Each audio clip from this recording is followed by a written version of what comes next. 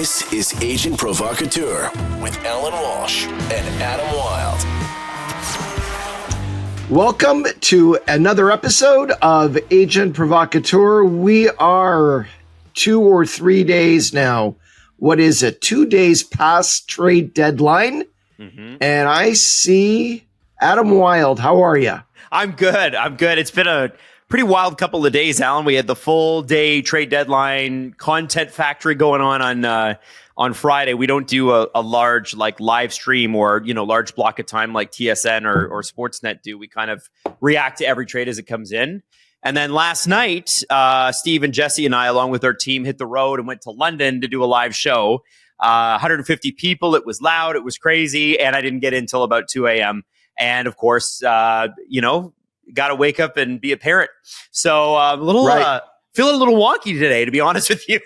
How are you doing? What's going on? Are you feeling good post trade deadline? Just a lot of stress. Just left me. Went to the LA Kings game last night and saw the second Blues Kings game in 5 days in LA, which is extremely rare. So that was a pretty good game. Wednesday night last week, the Kings won in OT, and last night St. Louis won in OT. So pretty tight race. St. Louis furiously trying to make the playoffs. The Kings are somewhat firmly ensconced in a playoff position. But it was interesting. The entire St. Louis Blues brain trust was in LA for the last 5-6 days, even through trade deadline day. Is that just because it's easier? Just set up in one spot and go with it? Yeah, they were with the team, and I guess their decision-making was whether they were going to be in St. Louis away from the team or all of them be with the team. And I guess they had their own war room set up for several days leading up to the deadline and deadline day. Wow. Hey, good for them. Not a bad place to spend some time, too. Little old Los Angeles. I hear the weather's great there, Alan. Not that we're jealous or anything. No. We won't talk about weather here. Now let's talk about something there's a lot of anxiety in the world right now, Alan, and there's a lot of anxiety in hockey. Not related, but I wanted to start the show on something that's a really positive thing. It's Marc Andre Fleury making his 1,015th start, second most all time by an NHL goaltender. He's also, I believe, playing in Pittsburgh for the last time. These days playing against Pittsburgh. The game was at home against Pittsburgh. And how ironic that his 1,015th start, making him, putting him second all time in goaltending starts in the history of hockey against Pittsburgh. Right. It's great. It's beautiful. And there's a great picture on Instagram, actually, the NHL, I think, posted with Gino and Sid. How do you think how is he feeling? I'm sure you've talked to him. Yeah. It's obviously special anytime he plays against Pittsburgh, whether in Pittsburgh or in Minnesota. It's always special when the guys are from Pittsburgh. Some of his longtime friends are all together. I saw Sid's interview post game where he said, we got in late last night from Vegas and didn't have a chance to go for dinner with Flower, but that he was very careful opening his equipment bag. And when he got to the rink, and he was also very careful in and around his hotel room. Because as you know, and as many other people know, there's a history there. Yes. Yeah. Pretty good practical joker. Nothing pulled off? No, but Biz made a comment about how the Penguins should probably check their team bus.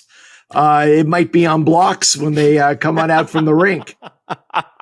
Well, first off, I love that he's got his buddies on edge like that. Like anybody that can put Sidney Crosby on edge, like I'm going to be careful opening my hockey bag. That's something, especially with how focused Sid is. a Flower reaching that milestone. When it takes me back to the story that you guys told when you met him for the first time. He's 15 years old. I remember him saying Allan's French was terrible.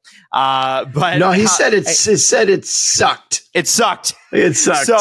So, I mean, could you have known back then that the two of you would have gone on this journey and get anywhere close to something like that? Second most starts all time is an unbelievable number.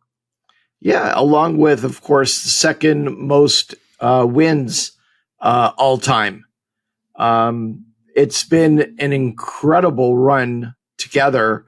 Mm-hmm. Thinking back to when I first met Mark when he was 15, and now he's 40. Seeing him get married, have kids, raise a family, all of the things he's accomplished as a player. All-Star games, 3 Stanley Cups, World Juniors we were at together, Olympics in Vancouver in 2010. I was just telling somebody the other day, on one of the off days at the Olympics in Vancouver, mm-hmm. Me, my wife, and my kids went up to Grouse Mountain. And at the time, they had a skating rink up there, outdoor rink, and a lot of people are tobogganing. They have a bunch of hills. There was snow up there.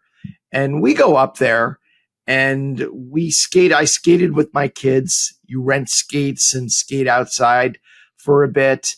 And after a while, I'm like, where are my kids? We had finished skating, and I look at my wife, I go, where are the kids? And we're looking around.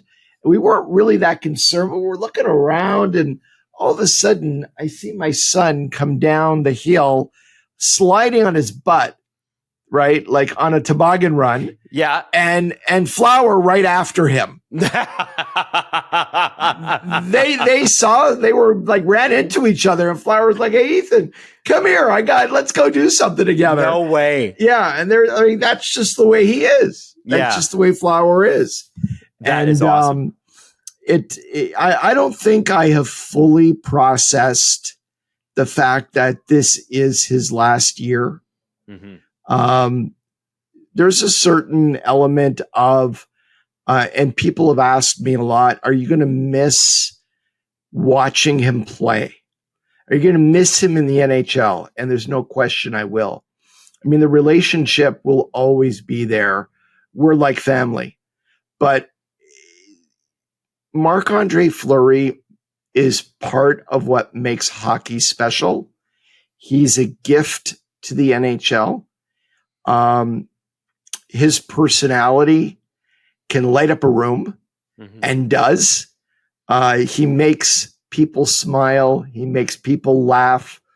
And he's one of the rare people in this world that makes people feel good being in his presence. Yeah. And I think hockey is going to miss that with him as a player. But I would venture to guess that as we move forward, that hockey and Marc Andre Fleury will remain very much intertwined and associated with each other for many, many more years to come.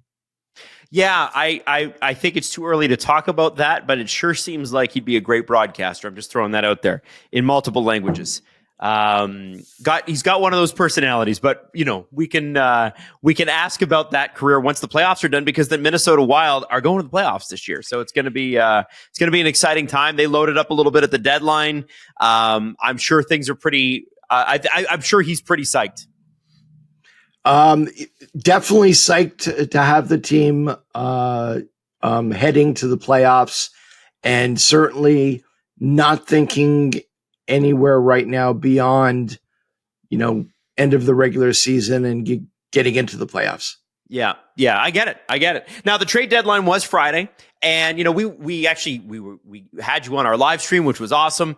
Relatively, quiet day for you, not without its anxieties from players as always, and I'm sure that you spoke to several general managers who were sweating things too. But I wanted to talk to you about, there's a couple of different angles. When we mention trade deadline, you always talk about, hey, listen, I know it's fun for the fans and the media. It ain't fun on this side.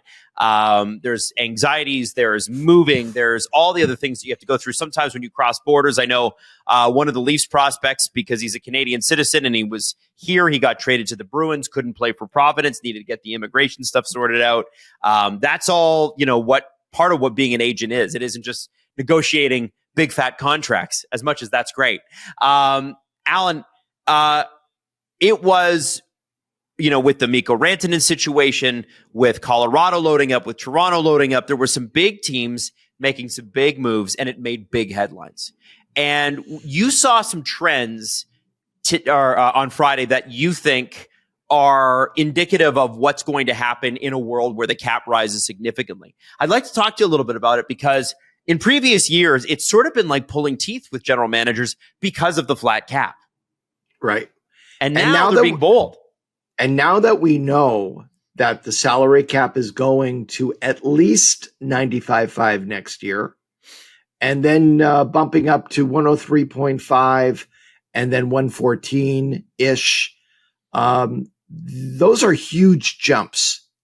And the fact that you have the next 3 off seasons with some direction on where the cap is going, and it's a significant jump each year. You're seeing now, it was like a release valve on the market. And finally, teams are able to make moves, and significant contracts are able to be traded, even if you have the need to use a third-party broker team to move a guy making $9.5 million AAV. While you may still need to do that, you're now seeing teams implementing more of a longer-term strategy that they've put together before the deadline. And we saw some real significant moves on Friday and leading up to Friday.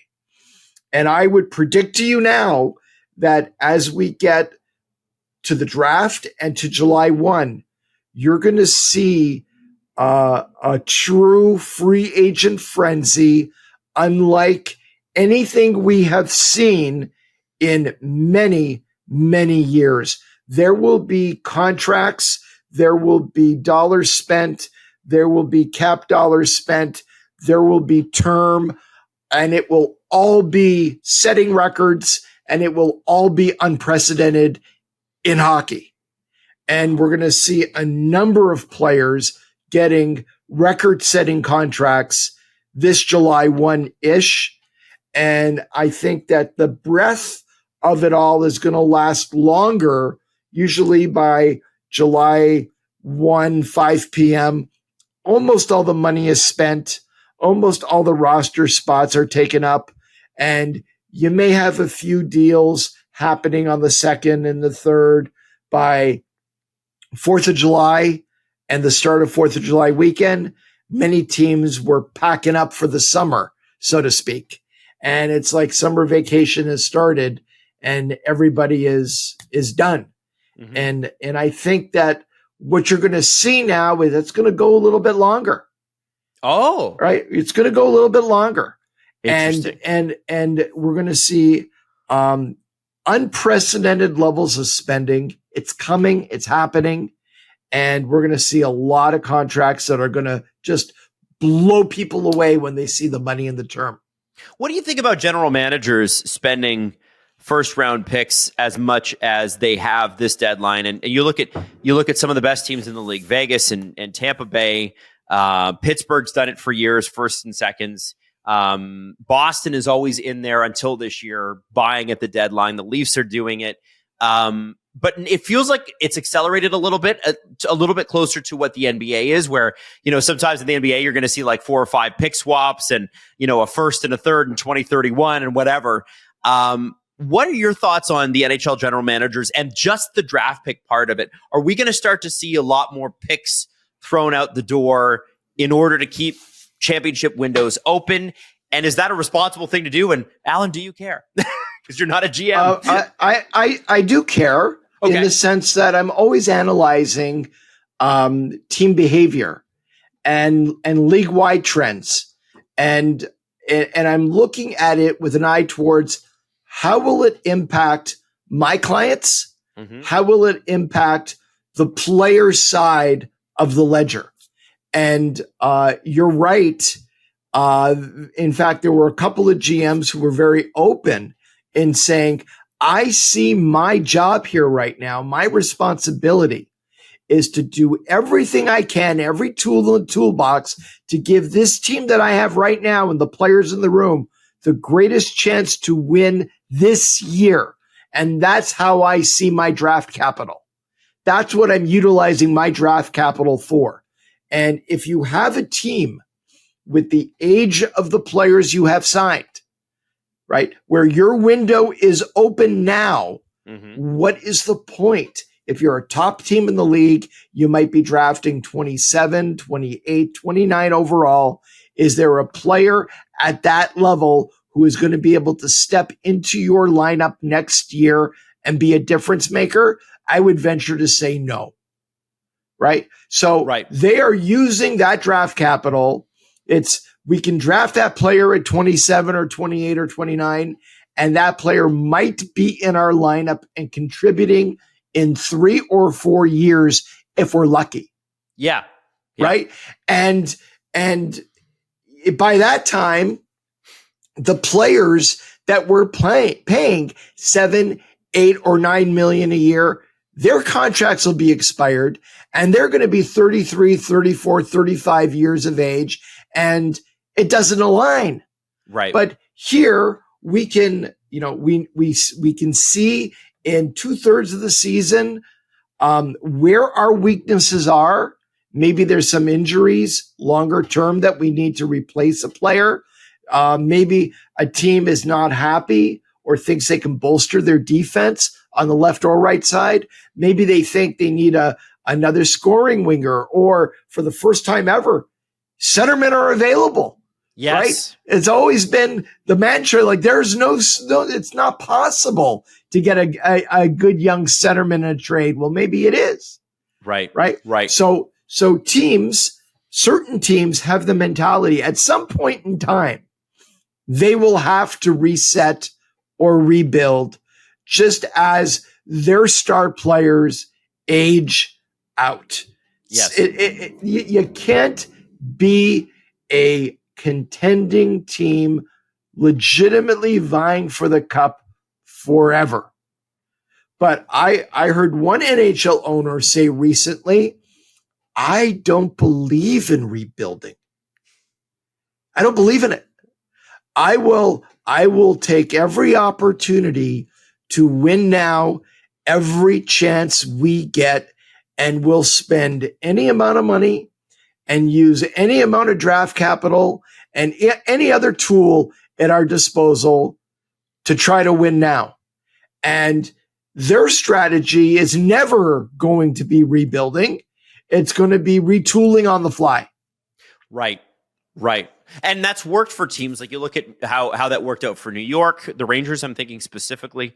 There are teams that constantly retool, have like an offseason. Even the Vegas Golden Knights had a season where they missed the playoffs, and then they were right back in it the next year and successful. So, and I know Bill Foley specifically is a very bullish on that, wants to win every year.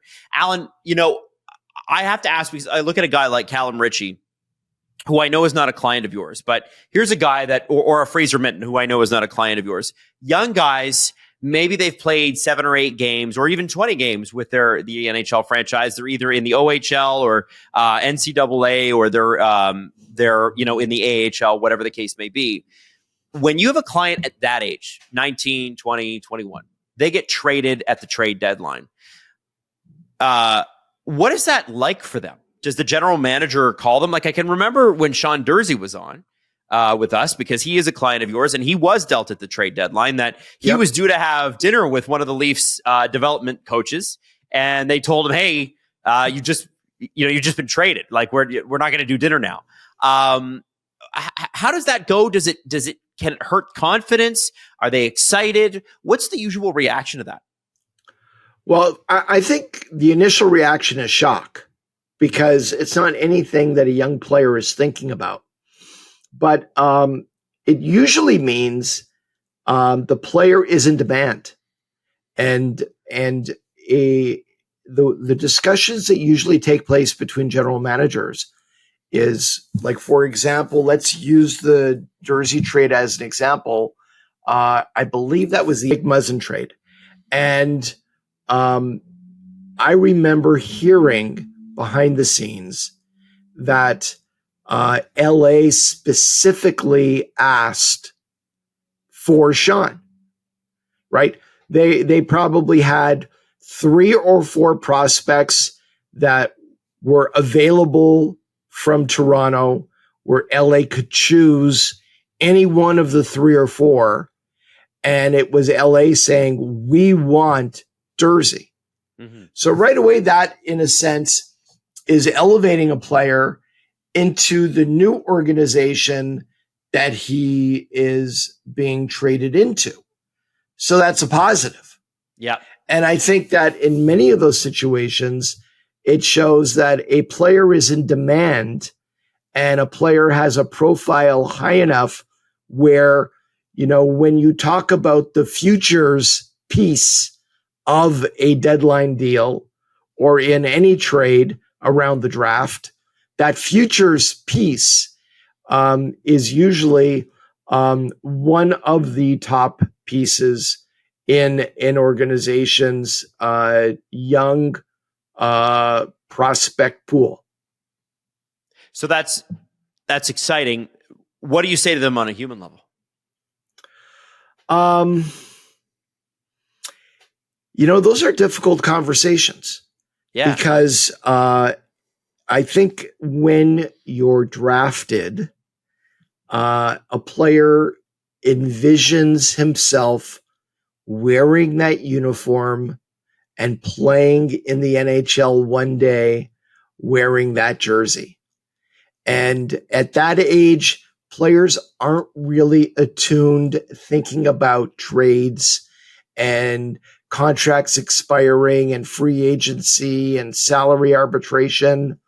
There's a process, and as a player's career moves forward, these different issues open up. Many times it's a education on, hey, this is my first time down the arbitration road, or this is my first time after entry level where I'm now negotiating a new deal. And, you know, every time a player gets through one of those situations, they become much more refined and updated and informed on the business side of the game. A savviness will imbue into the player, and you see talking to players sometimes who don't really have any background understanding of the business side of the game. And after going through a couple of processes, are able to give advice to younger guys. Right. Yes, right? Of course. Because they understand it now. They've been through it. And they see the business in a completely different light. A more informed light. And I think that it's very important for players to have that knowledge and to go through these different situations to be able to make informed decisions themselves in their own career. Do I sign an extension here, or do I set myself up for free agency down the road? Do I want to be here? Do I want to be somewhere else? I mean, if you talk about a player like Mikko Rantanen, what he's been through in the last 4 months, 3-4 months, right? From the beginning of the season till now, I would venture to guess that his understanding of the way the business works behind the scenes, from what he may have known, 5-6 months ago to what he knows today, is a lifetime of knowledge that's been acquired. Yeah. Well, I know there are rumors that his agent, Andy Scott, by the way, Andy Scott does work at Octagon with Allan, but Allan very closely. He's a very close colleague. Yeah. So you like Andy? I love Andy. I think Andy's an amazing agent. And Andy apparently and an amazing person. An amazing person. So apparently the Carolina Dallas trade gets firmed up, and Andy then has to negotiate a contract, but they got it firmed up at like midnight. So then Andy is, for this trade, if this is going to go through, Dallas wants to sign Rantanen. What is it like negotiating a contract at like 3 a.m.? Like, are you ever on a phone, or do you ever say to an agent or a GM, like, I know it's trade deadline tomorrow, let's get a couple hours of sleep and pick this up at 7? Like, or do you just keep going? Because I felt for him. I know that several general managers stayed up all night. I think Brad Living was one of them. I know that agents stay up all night. Is there a point at which you go, you know what, we should probably sleep on this for like an hour before we come back to it? What do you do? So, I had a similar situation many years ago with Max Pacioretty. Oh, okay. Where Marc Bergevin, as GM of the Canadiens, called me and he said, "We've completed a trade for Max to go to Vegas. Mm-hmm. And the trade is conditioned on you, Max, and Vegas agreeing to an extension, and you have until 11 o'clock tomorrow morning. That's the deadline. If you haven't agreed to terms and he's not signed, right, the trade's off." Wow. So, and that's 4 hours before deadline, right? Before trade deadline. No. This was in the summer. Oh, this was in the off season, and this was on the eve of Montreal Canadiens training camp opening for the season. Okay. Wow. And, but they attached a deadline of 11 a.m. And that call came in around 4 or 5 p.m. the day before. So I was negotiating with George McPhee and their assistant GM. George was the GM at the time, president and GM, right up until 11 a.m. Oh. And we literally got the deal done at 10:59. Wow. What do I always say about deadlines? They clear the mind. Yeah. Now, do you call Marc Bergevin immediately and go, or do you leave that to George? Like, who makes the call to Bergevin to go, it's happening, we're good? I think I called him right at 11 and said, we have a deal, and I'm sure you'll be hearing from George very soon. Wow. So you just got to hammer it out. Go for it, right? Yeah.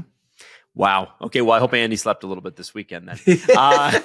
So, Allan, I think, the other thing I want to talk to you about, and obviously this is big news in Toronto, and I know that this player is not a player at your agency, not a client of yours, so we'll say that right away. But there was a lot of news that Toronto and Carolina had talked about, because Carolina likes Mitch Marner, who doesn't. That if Toronto wanted to get Mikko Rantanen, Carolina's first ask was going to be Mitch Marner, and that Brad Treliving then takes that to Mitch Marner and goes, "Listen, our first priority is to sign you. We want you to be here, but if you were interested, Carolina's interested too. Do you want to approach this?" And I think that there's a lot of just confusion around no trade clauses, no move clauses, and waiving them, because I think people think that the only time a team brings a player something like that is when they want to get rid of them, which in this case is not the case. And the reality is that players can be brought scenarios like this more often than we think. Am I correct on that? What is the duty of the general manager when it comes to calling the agent and the player and going, "Hey, we'd like to keep you, or we'd like to work on this. Somebody's offered, or somebody's asked about you. Do you want to waive your no trade? How does that work? Okay, so I am not going to talk about the situation in Toronto at all. You're right. I don't represent the player. I'm not going to insert myself into a situation between the club, the player, the agent. That's all their business. Yes. But in answering your question about the process of it all, I've in the past gotten calls from a GM who said, you represent this player on our team. He has a no move clause. Not that we're unhappy with him, not that we're looking to move him per se, but is there anywhere that he would like to be moved to, that he would waive to? Maybe I'm looking to change up the mix on my team. Maybe I'm looking for a different element. I'm not unhappy with the player. I'm not looking per se to move him, but if I have one or two or three options and something comes up that makes sense, he would then have to bring it to me anyways. Yeah. If I said, well, the player would consider team A, B, and C, that's after consulting with the player. But I'm not going to right now commit to anything. Yeah, of course. But if you come back to us with a scenario involving team A, B, and C, we'll consider it. I could talk to the player and the player says, I have no interest in going anywhere. And if he has a full no move clause, that's his right that has been negotiated as part of his deal. And that's it. If you have a full no move clause, you cannot be traded without a waiver, and you cannot be put on waivers. Mm-hmm. Right? And so, yeah, exactly. Well, so how do you... The only thing a team can do is buy the player out in the offseason. Oh, you can buy someone out if there's a no move. Yes. Okay. So, Allan, how do you prevent that from becoming awkward or prevent animosity? I know that there's a business element to this, but there's also human feelings. And you and the general manager, because general managers tend to be, older. They tend to be in their 50s and 60s and that sort of thing. So they've been through this before. A lot of them are former players, or at least they played in junior. They've come up through the ranks. They've, started, like Steve Eisman was an AGM, and then he was a GM, and then he's a president. You kind of work your way up. Joe Sakic, same thing. Brendan Shanahan. So these guys sort of understand the business part. You got a person in their 20s, though, very likely, who you're representing, who doesn't. If a team comes to a player several times and says, hey, just so you know, this opportunity is available, does that player then start to say, I'm going to take this personally? Or is it something where it's like, that's just part of the business and I'll forget about it. Doesn't matter. My experience is players take it personally. Okay. And relationships between players and clubs at times can be very delicate, and at times can be hanging on by a thread. And when a team, for example, takes a player to arbitration and it goes to a hearing, that's never a good thing for the long-term relationship between player and club. And we saw that dynamic, many years ago with PK Subban, right on the eve of arbitration there. And we saw what that led to. Mm-hmm. When a player has a no move clause, I know there are many GMs who will never come to the player under any circumstances and say, will you waive? Because they believe strongly in the sanctity of that no move clause. Mm-hmm. And they wouldn't even consider asking a player. There's many other GMs that will have maybe an annual dialogue with the agent on a player with a no move clause. Hey, just checking in. What does your client feel? How does he feel about our team? The direction of the team? coaching staff, any other thing that could be on the GM's mind, and just taking a player and agent's temperature on the openness to possibly be moved somewhere. Now, we're talking about situations with a full no move clause. Obviously, there are many situations where a player has a no move, which means he cannot be put on waivers, with a limited no trade, an 8-team, 10-team, 12-team no trade list. Mm-hmm. And a player can be traded to any team not on the list. And if a team wants to trade a player on that list, you got to come to the player and ask for a waiver. Mm-hmm. So there's lots of different variables. One thing that we've seen recently that, in my opinion, violates the spirit of a full no trade clause. So the player doesn't have a no move, mm-hmm. but he has a full no trade clause. Okay. And that means cannot be traded anywhere, but because it's not a no move, he could be put on waivers. Yes. Okay. So a team comes to the agent and player and says, will you waive to Winnipeg? No, I'm not going to waive to Winnipeg. Okay. We're going to put you on waivers tomorrow and they're going to claim you. Right. So what's the point of having a full no trade clause? Yes, exactly. Right. So, yeah. I guess the idea in theory was that no team would want to let a player go for nothing, right? You want to try to get assets back. Well, but that's not how it's worked. I think that when the whole no move entered into our lexicon in 2005, the first thing agents did was start exploiting the clause and coming up with very creative ways. I mean, you want to look at the history going back. I mean, I've been in the business since 1995. This is my 30th year as an agent, right? It's never been clubs or GMs pushing the envelope in creatively coming up with different ways to, I wouldn't say game the system.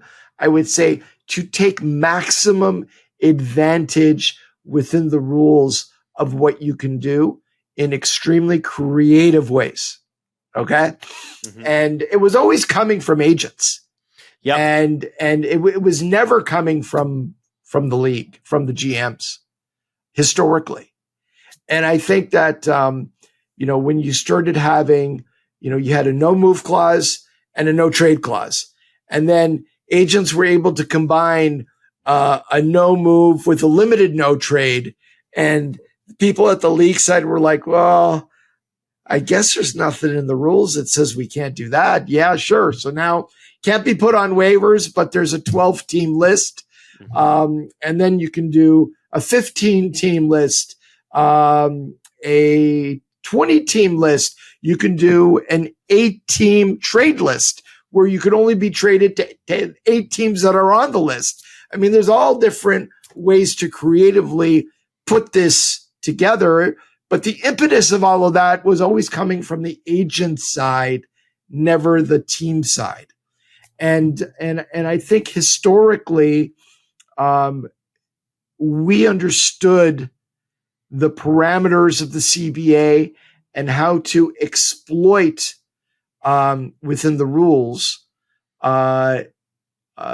different areas to the player's advantage. Yes. I mean, that's the job, right? That's your job. Yeah. No, it's when that stuff comes out publicly too, how do you keep a player focused? Sometimes you can't. Okay. And sometimes you can't, and their play suffers because of it.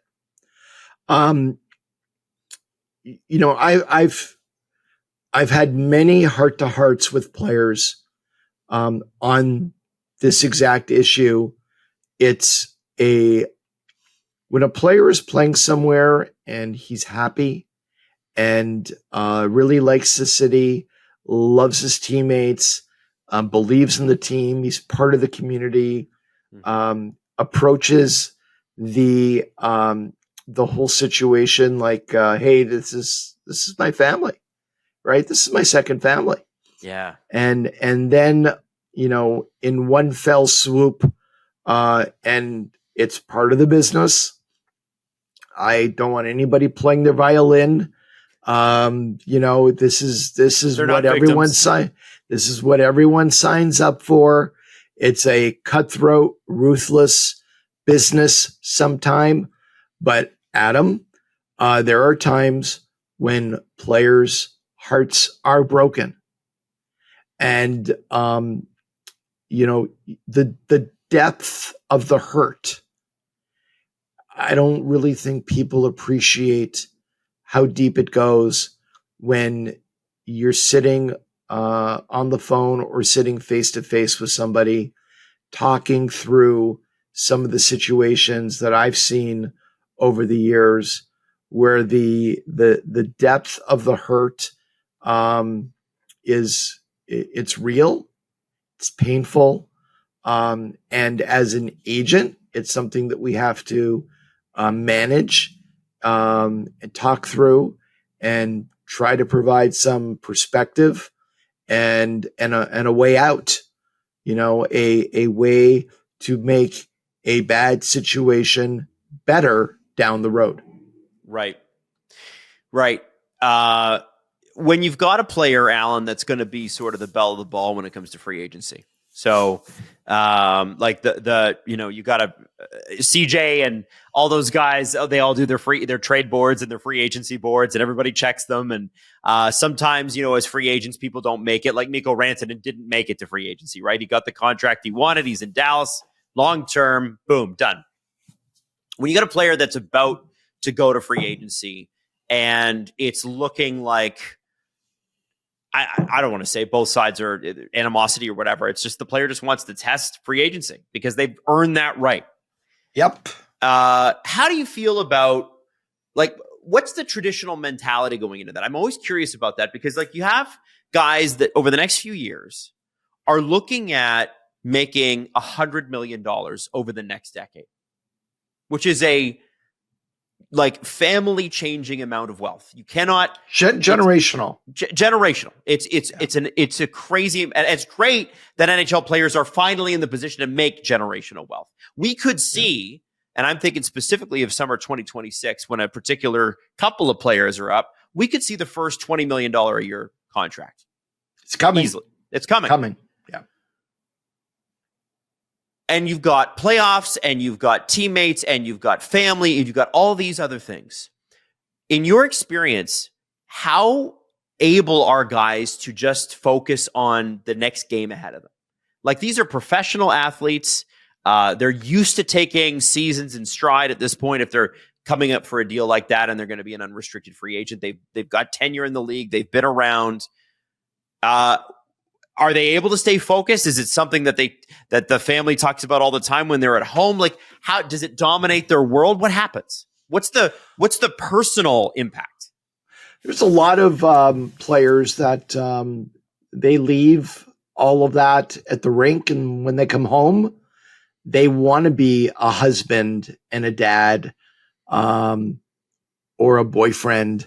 They don't want to come home and spend any significant amount of time mulling over all of that.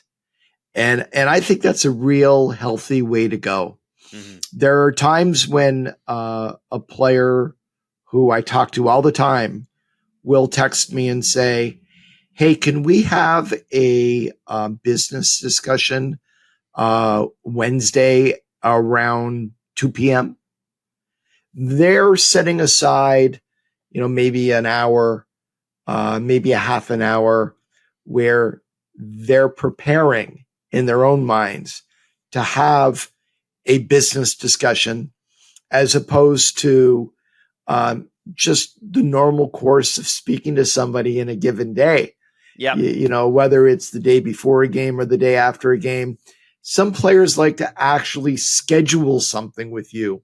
And it's kind of funny, it's like, hey, I've talked to you every day for the last 3 weeks, but you're sending me a text to have a business discussion in 4 days, right? It's like, that's the way they are managing their emotional well-being and not allowing the business side to interfere with their performance and their outlook on the game and being able to be their best every night.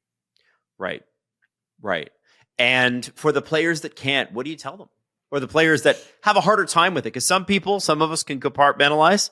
Some of us can compartmentalize for a while, but then every once in a while it sneaks out of the box and it comes in and fills you with dread. What do you say to them? Well, when you're together for a long time and you feel that you know somebody, and you've been through ups and downs with them in their career, I think that they come to rely on you for some guidance, advice, direction, and it's up to you to provide that. And I like to provide that by trying to put everything into perspective, talking a little bit about the longer term as opposed to the here and now or tomorrow or the day after tomorrow. Sometimes when the longer term may not be, that picture may not be so rosy, trying to do the reverse and focus on today and tomorrow and building off of that. I've had players go through some very serious injuries. I've had players miss entire seasons with concussions and concussion syndrome. I've had players, dealing with off-ice issues, whether it's, alcohol or depression, anxiety, marital issues, and you need to be there and be a wealth of resource to the player, no matter what the problem or issues are. But, we were just talking about free agency and it just sort of came into my mind. Generally, players hate free agency. And it's remarkable because most players end up doing very well in free agency. Yes. But the part of it that they hate is the fact that they're going to be in a position where they have to make a decision. And it's in many cases a life-altering decision. And they may only have 1 or 2 minutes to make it. And that's the part that players hate. So I had a player, I negotiated a $50 million plus contract on July 1, had multiple offers from many different teams. The offers were going upwards all day, back and forth.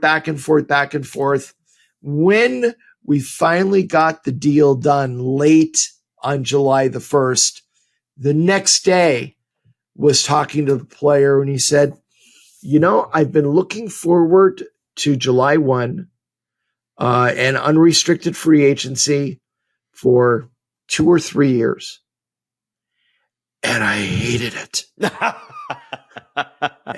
and it was the, oh my God, like I have my team that I've been part of and they've made a very significant offer, but I have this other team who's made maybe a bigger offer.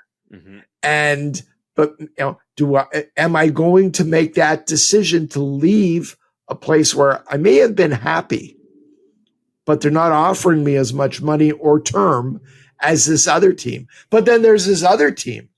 And now it's like, okay, all the offers are in. Everybody needs an answer. What's it going to be? And how long do you give the player to give an answer?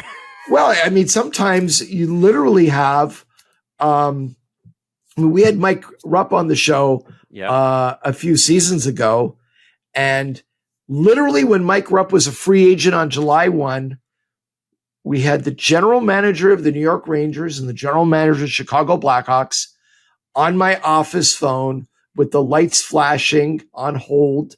And Mike Rupp, I'm talking to him, and he says, will Chicago do this? Hang on. Boom. Will you do this? Yes, we will. Okay, hang on. Boom. Mike, they'll do that. Okay. Will the Rangers do this? Hang on. Boom.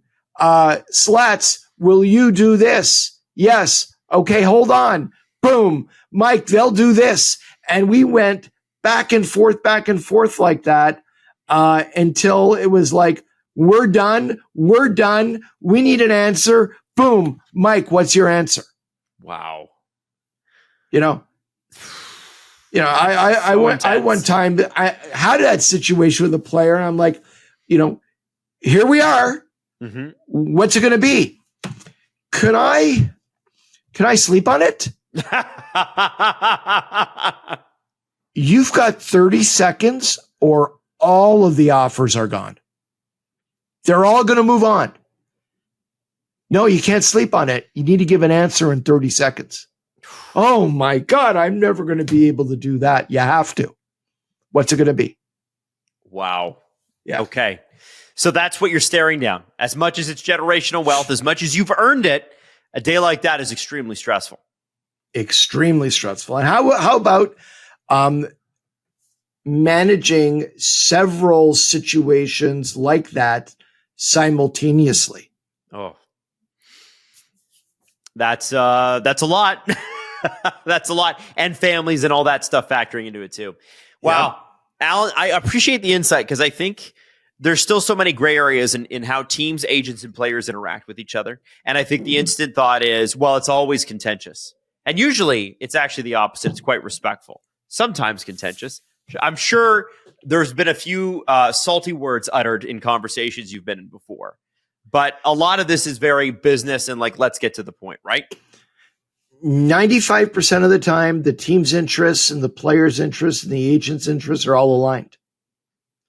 But that 5% of the time, when interests are not aligned, tends to make up 95% of the compelling reporting. For guys like us. Not like you, for guys like us at STPN. Well, Allan, I really appreciate the insights today, and I'm glad for your clients' sakes that it was a quiet deadline for you, because you've had some really busy deadlines and you've had some really busy free agency days over the last few years. So what's the plan for the rest of the week? You've seen a couple games last week. Are you traveling? What are you doing? I am going to hit the road. I'm leaving tomorrow. Going to see a game in the Midwest, and then moving over a couple of cities.